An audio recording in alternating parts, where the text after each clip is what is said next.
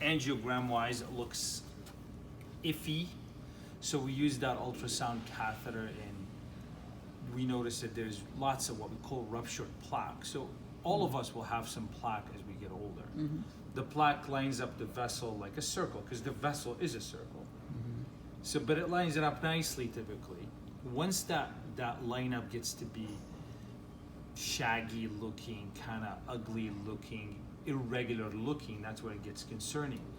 And in the past, in 2017, I noticed that there's some clots in there inside that plaque, and we ended up fixing that spot, put a stent, it looks great.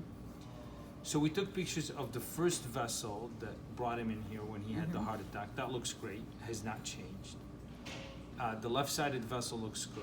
There's a branch from the front vessel of the heart that is diseased quite a bit at the beginning. Looks the same. We don't fix it, it's too small. And then I went on to the right-sided vessel, which is the vessel we fixed last time. So the stent looks great. In the very proximal end next to the stent, the angiogram is a little different today compared to before. It doesn't look more than 60 to 70% maximum by just looking at it.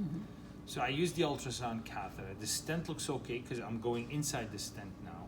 The ultrasound catheter looks at that vessel frame by frame. So I'm cutting the vessel circle by circle from end to beginning. So the end is okay, we get to the stent is okay, and then right adjacent to the stent, the exact same thing that happened in 2017 happened now. So I'm able to look at my ultrasound images from 2017, and that area was relatively clean. So I debated, do I fix it or not? And I decided to fix it just because my stent from 2017 looked that good. Okay. So when we put the stent, we inflated it, we deployed it, he had significant chest pain. Worse than what he has or what he has been experiencing over the past few You mean days. while you were doing it? Yes, while I'm doing it. But similar nature, just a little bit more intense, obvious, because once I inflate the balloon of the stent, I'm blocking the flow to the vessel for about 25 seconds. So he felt that. He still has some degree of it right now, but the stent looks good. I rechecked on it with the ultrasound catheter, it looks great. I'm gonna keep him overnight, put him on the blood thinners. Okay. And it's called Integralin overnight for 12, 14 hours. Okay. Aspirin and Plavix. We talked about what has been causing this, and obviously him getting older is one of the factors, but maybe we're not doing a good job with the cholesterol. So I either have to increase the dose of the Crestor or use the Crestor, and we have newer therapies that are injectables that you inject once a week under the skin of the abdomen, and those are guaranteeing you to drop your numbers significantly. So that's just one new stent next to the one from 2 years ago. So, Right on. and it looks good. And I told them when the blockages are like goo, it's truly like Right. gunk. Whatever you see in a pipe in your drainage system at home in the kitchen. If you would scope that, it's just unbelievable. That's how it looks. Yeah. So the stent is a tube, but it's a fenestrated tube from the sides. There's holes in the side. It's a cell designed to it. Okay. So I could see some of that goo prolapsing inside the stent, and that's why I want to keep him on the blood thinner at least, we'll give him 12 hours of it, so it could help get rid of some of that gunk and, dissolve it and stuff. So he eats I know. healthier. I'm not going to change anything in his diet. His activity stays the same, the diet stays the same. We just have to get more organized with So the is cholesterol. it just a genetic thing? I mean, Well, he's getting older. Once you have plaque, that plaque swells up as Right. it wishes. You don't know which. right. 10 years ago, 9 years ago, he presented with a heart attack. We fixed what we fixed. Right. It looks identically the same to what we've done 10 years ago. I looked at the films from 2010.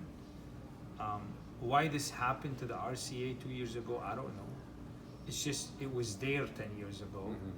That area of the plaque, that goo inside that tube, just got to probably have some little teeny tiny channels in it. And as those channels happen, the blood inside of it, inside the vessel, will seep through those channels and swell up that goo area.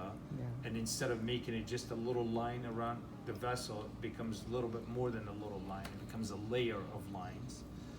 and then some of them will rupture, send little clots. So when he woke up today, some of that crap probably went to the distal branches.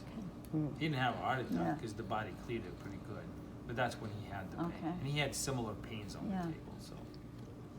So that area when we stent that kind of stuff is very debatable. The lumen is okay when you look at the ultrasound as far as the parameters that we use, but the plaque around it is awfully built. So we depends on the patient's case. If I found this by pure, incident, kind of coincidence that I'm doing a heart cath on someone for some reason and I found this, and I did the ultrasound and I found what I found, the patient has no symptoms and there's no positive stress test, I probably would leave it alone, hit them hard with the cholesterol pills. Him having the symptoms and him having the abnormal stress test and the stresses correlating with the findings of the cath, I don't know, fixing it is what makes sense. Yeah. This is not, this is a vague area in cardiology. All what I know is I patched that area so that area wouldn't fall apart, but we have to do a better job with the cholesterol treatment. So you'll change his medication? I might. I can't get him that injection as outpatient, as in the hospital, but I can do it as outpatient. What's the name of that drug again? Repatha or Praluent. Oh, okay. I've heard of Repatha. Heard of that, Yeah.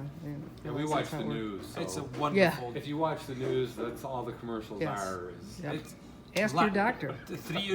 4 years ago when it came out to the market, it was $14,000 a year. Oh my Holy God. moly. The insurance will pay the pharmacy $14,000 a year. Now the price dropped to $5,200, and that's why they don't let us just start it on anyone unless we get the authorization from Medicare, Yeah. whatever his supplementary is. But I might head in that route. I was thinking about it while I'm doing the case. I think I'm gonna end up doing it that way. how many Okay. milligrams of Crestor is he on right now? 20, I think he's Oh. on. The next step would be 40, so we could try that. Muscle aches might happen with a He's been 40. complaining about that a little bit. Yeah, I yeah. think it's at times, so. So it's hard, Keep tracing you know. that would be worse. Yeah. We'll figure it out. We'll get to figure it out. Questions? No? No, I don't think so. You gonna spend the night? Mm-hmm. You don't have to. I know I don't have to. I want to. Okay, I'm not gonna butt in. like how my mom is when my dad was alive. We brought him here and they migrated from the Middle East with all the war in the Middle East, and he got really sick. He had Parkinson's disease, and I got her home. And I think till this day, he died in 2004. Till this day, she hates me for that moment because I told her that you have to go sleep. You can't speak English that well. What are you gonna do? Lay down on a couch next to him? And Hold his hand. I stayed with him, but no, she had to stay with him. That's good. Hey, I hope down the road my wife will stay with me. I'll freak out when